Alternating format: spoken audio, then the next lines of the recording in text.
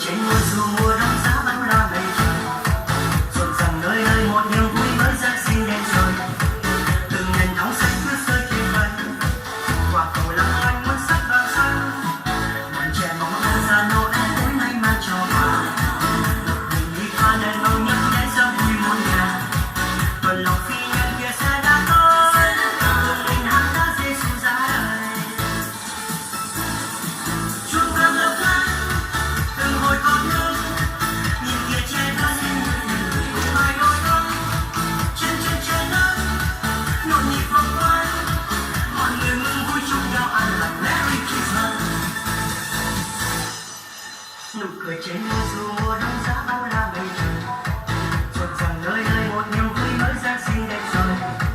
Từng ngàn thóng xanh cứ rơi trên vân, quả cầu lắng lanh muôn sắc vàng son. Bọn trẻ mong ông già Noel tối nay mang cho quà, mình đi qua đèn màu nhấp nháy ra vui muôn nhà. Tuần lộc phi nhân kia sẽ đã tới, cùng mình hát ca Giêsu ra đời.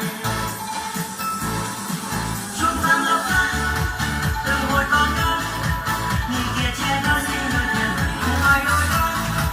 Trên trời nắng nhộn nhịp vòng quanh, mọi người mừng vui chung nhau an lành Merry Christmas.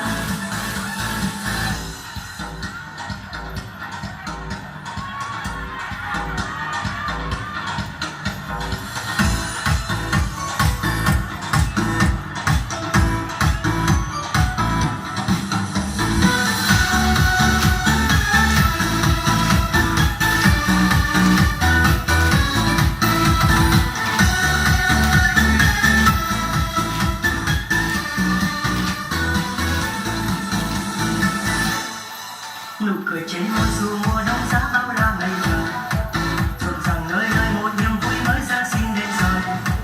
Từng ngàn thóng xanh cứ rơi trên vân, quả cầu long lanh muôn sắc vàng xanh. Bọn trẻ mong ông già Noel tối nay mang cho quà, mình đi qua đèn màu nhấp nháy ra vui muôn nhà.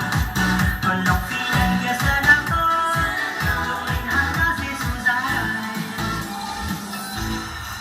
Chuông vang